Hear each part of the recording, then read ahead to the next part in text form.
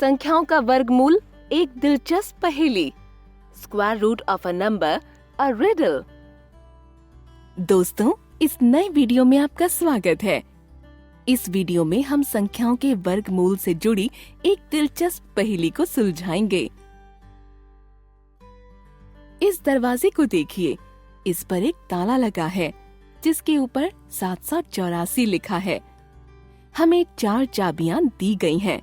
यह ताला इनमें से ही एक चाबी से खुलेगा, लेकिन शर्त यह है कि चाबी पर अंकित संख्या 784 के वर्गमूल के बराबर होनी चाहिए।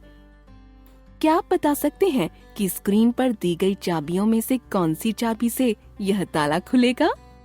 आप चाहें तो वीडियो को यहाँ रोककर सोच सकते हैं।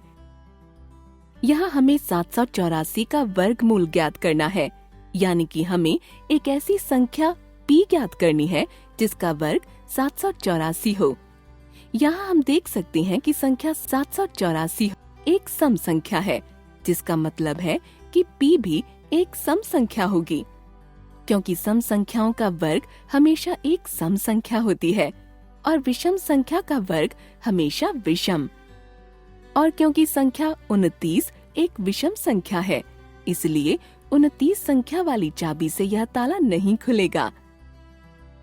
अब इन बची 3 चाबियों पर सम संख्याएं अंकित हैं। इनमें से कौन सी संख्या 784 का वर्गमूल है? संख्या 784 एक पूर्ण वर्ग संख्या है जिसके इकाई के स्थान पर 4 है। हम जानते हैं कि जिन संख्याओं के इकाई के स्थान पर 2 या 8 होता है, सिर्फ उन्हीं संख्याओं के वर्ग के इकाई के स्थान पर 4 आता है। इसका मतलब 784 के वर्गमूल की संख्या में इकाई के स्थान पर संख्या 2 या 8 में से कोई एक होगा। इसलिए 24 संख्या वाली चाबी से भी यह ताला नहीं खुलेगा। अब बची 2 चाबियां 32 और 28। अब हमें इन दोनों में से एक चाबी का चयन करना है जिस पर अंकित संख्या 784 का वर्गमूल होगी। क्या 784 का वर्गमूल 32 होगा? चलिए हम 784 के वर्गमूल का अनुमान लगाते हैं। हम 784 से एक बड़ी पूर्ण वर्ग संख्या लें, जैसे 900। हम जानते हैं कि संख्या 30 का वर्ग 900 होता है, यानी 900 का वर्गमूल 30 है।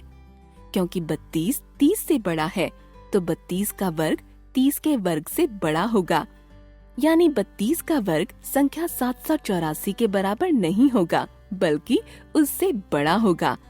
इसलिए 32 संख्या वाली चाबी से भी ताला नहीं खुलेगा।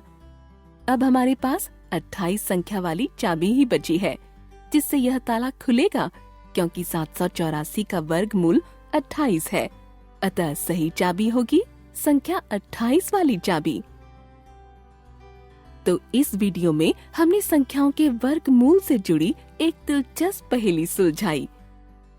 धन्यवाद।